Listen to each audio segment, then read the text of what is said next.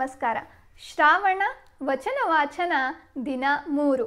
ಇವತ್ತಿನ ದಿನ ಒಬ್ಬ ಅಪರೂಪದ ಶರಣೆಯ ಒಂದು ಸರಳವಾದ ವಚನನ ಓದಿ ನನ್ನ ತಿಳುವಳಿಕೆಯ ಮಟ್ಟಕ್ಕೆ ತಿಳಿದಷ್ಟು ಅರ್ಥೈಸುವ ಪ್ರಯತ್ನ ಮಾಡ್ತೀನಿ ರೀ.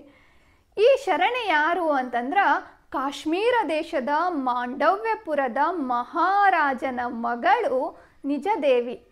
ಕಲ್ಯಾಣದೊಳಗಿರುವ ಶರಣರ ಬಗ್ಗೆ ತಿಳ್ಕೊಂಡು ಬದುಕಿನ ನಿಜಾರ್ಥದ ಅರಿವನ್ನು ಹೊಂದಿ ಈ ಸರ್ವಂತರ್ಯಾಮಿ ಶಿವ ಆತನನ್ನು ಸೇರಬೇಕು, ಆತನನ್ನು ನನ್ನೊಳಗೆ ನಾನು ಕಂಡುಕೋಬೇಕು ಅನ್ನೋ ಕಾರಣದಿಂದ ತನ್ನ ಅರಮನೆಯ ಸಿರಿಯನ್ನೆಲ್ಲ ತೊರೆದು ತನ್ನ ಮೈ ಮೇಲಿರುವ ಒಡವೆ ಬಟ್ಟೆಗಳನ್ನು ಧಿಕ್ಕರಿಸಿ ಒಂದು ಬೋಂತೆ ಅಂತಂದ್ರೆ ಕೌದಿಯನ್ನು ಮೈ ಮೇಲೆ ಹಾಕ್ಕೊಂಡು ಕಲ್ಯಾಣಕ್ಕೆ ಬರ್ತಾಳ ನಿಜದೇವಿ. ಆಕೆ ಹೊತ್ತ ಬೋಂತೆಯನ್ನು ನೋಡಿ ಜನ ಆಕೆಯನ್ನು ಬೋಂತಾದೇವಿ ಅಂತ ಕರೀತಾರ. ಕಾಶ್ಮೀರದಿಂದ ಕಲ್ಯಾಣಕ್ಕೆ ಬಂದು ಕನ್ನಡವನ್ನು ಕಲಿತು 6 ವಚನಗಳನ್ನು ಬರ್ದಾಳ ಬೋಂತಾದೇವಿ. ಅದ್ರಾಗ ಒಂದು ವಚನ, ಊರೊಳಗಣ ಬಯಲು ಊರ ಹೊರಗಣ ಬಯಲೆಂದುಂಟೆ, ಊರೊಳಗೆ ಬ್ರಾಹ್ಮಣ ಬಯಲು ಊರ ಹೊರಗೆ ಹೊಲೆ ಬಯಲೊಂದುಂಟೆ, ಎಲ್ಲಿ ನೋಡಿದಡು ಬಯಲೊಂದೆ ಭಿತ್ತಿಯಿಂದ ಒಳ ಹೊರಗೆಂಬ ನಾಮ ವಹಿಸೆ, ಎಲ್ಲಿ ಕರೆದಡು ಎಲ್ಲಿ ನೋಡಿದಡು ಓ ಎಂಬಾತನೇ ಬಿಡಾಡಿ ಅಂತ. ಆಕೆಯ ವಚನದ ಅಂಕಿತನಾಮ ಬಿಡಾಡಿ. ಈ ಸರ್ವಾಂತರ್ಯಾಮಿ ವಿಶ್ವವ್ಯಾಪಿ ಬಯಲನ್ನು ದೇವರು ಅಂತ ನಂಬಿದಾಕೆ ನಿಜದೇವಿ. ಹೌದ್ರಿ, ಈ ಪಂಚಭೂತಗಳೇ ನಿಜವಾದ ದೇವರುಗಳು, ಅವೇ ಈ ಇಡೀ ಸೃಷ್ಟಿಗೆ ಕಾರಣ ಆದಂಥವು. ನಾವು ಉಸಿರಾಡ್ಲಿಕ್ಕೆ ಹತ್ತೀವಿ ಅಂದ್ರೆ ಅವುಗಳಿಂದಾನೇ, ಅದನ್ನು ನಾವು ತಿಳ್ಕೊಳ್ಳಲಾಗಿವಿ ಅಷ್ಟೇ. ಅವೇ ನಿಜವಾದ ದೇವರುಗಳು ಅನ್ನೋದು ಶರಣರು ಸಾರಿ ಹೇಳಿದ್ರು. ಅಲ್ಲ, ಊರೊಳಗೊಂದು ಬ್ಯಾರೆ ಬೈಲ, ಊರು ಹೊರಗೊಂದು ಬ್ಯಾರೆ ಬೈಲ ಅನ್ನೋದು ಇರ್ತದೇನು? ಎಲ್ಲ ಕಡೆ ಒಂದೇ ಬಯಲು.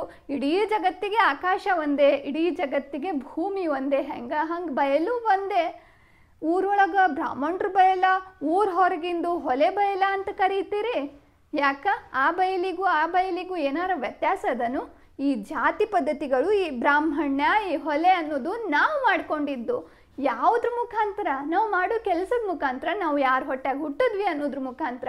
ಅದಕ್ಕೆ ಅರ್ಥದನು ಇಲ್ಲ. ಇವತ್ತಿನ ಕಾಲದಾಗೂ ಇವತ್ತಿನ ದಿನ ಇಂಥ ಸಂವಿಧಾನ ಬಂದಾಗಲೂ ಕೂಡ ನಮ್ಮ ಕರ್ನಾಟಕದ ಚಾಮರಾಜನಗರ ಜಿಲ್ಲೆಯೊಳಗೆ ಒಂದು ಹಳ್ಳಿಯೊಳಗೆ ಒಬ್ಬ ನೀವು ಕರೆಯುವ ಕೀಳು ಜಾತಿಯ ಹೆಣ್ಮಗಳು 20 ವರ್ಷದಿಂದ ಸರ್ಕಾರಿ ಶಾಲೆಯೊಳಗೆ ಆಕೆ ಅಡುಗೆ ಸಹಾಯಕಿಯಾಗಿ ಕೆಲಸ ಮಾಡ್ತಿದ್ಲು, ಪಾಂಡೆ ತೊಳಿತಿದ್ದು, ಎಲ್ಲದಕ್ಕೂ ಹೆಲ್ಪ್ ಮಾಡ್ತಿದ್ಲು. ಈಗ ಆಕೆಗೆ ಬಡ್ತಿ ಹೊಂದಿ ಅಡುಗೆ ಮಾಡುವ ಕೆಲ್ಸಕ್ಕೆ ಬಂದ್ಲು. ಆಕೆ ಕೀಳು ಜಾತಿ ಆಕೆ ಮಾಡಿದ ಅಡುಗೆ ನಾವು ಉಣ್ಣೋದಿಲ್ಲ ಅಂಥೇಳಿ ಶಾಲೆಗಿನ 80% ವಿದ್ಯಾರ್ಥಿಗಳು ಶಾಲೆ ಬಿಟ್ರಂತ. ಇದೇ ಏನ್ರಿ ನಮ್ಗೆ ಶಾಲೆ ಕಲಿಸೋದು? ಇವತ್ತಿನ ಕಾಲದಾಗ ಇಂಥ ಆಕೆ ಹೆಣ್ಮಗಳಲ್ಲ, ಆಕೆ ತಾಯಿ ಅಲ್ಲ, ಆಕೆ ಭಕ್ತಿಯಿಂದ ಪ್ರೀತಿಯಿಂದ ಅಡುಗೆ ಮಾಡಿ ಹಾಕೋದಿಲ್ಲ. ಸ್ಟಾರ್ ಹೋಟೆಲ್ನಾಗ ಅವ್ರು ಹೇಳ್ದಟ್ಟು ರೊಕ್ಕ ಕೊಡ್ತೀನಿ ಬರ್ತೀವಿ. ಯಾವ ಜಾತಿಯವ್ರು ಮಾಡಿರ್ತಾರ ಅನ್ನೋದು ನೀವು ನೋಡಿರ್ತೀರೇನು? ಜಾತಿ ಬಗ್ಗೆ ಎಷ್ಟು ಅರ್ಥ ಆಗುವಂಗ ಹೊಡೆದು ಹೇಳಿದ್ರು ಶರಣರು, ಇವತ್ತಿಗೂ ನಾವು ಬಿಡಲಾಗಿವಿ. ಅದೇ ಒಬ್ಬ ಕೀಳು ಜಾತಿಯ ಆತ ದೊಡ್ಡ ಅಧಿಕಾರದಾಗಿದ್ರೆ ಆತನನ್ನು ನೀವು ಒಪ್ಕೊಳ್ತೀರಿ? ಆಕೆ ಅಡುಗೆ ಮಾಡಿ ಬದುಕು ಕಟ್ಕೊಳ್ಳೋ ಹೆಣ್ಮಗಳು, ಆಕೆನೂ ಒಬ್ಬ ತಾಯಿ ಅಂತ ಯಾಕೆ ನೋಡಲಿಲ್ಲ?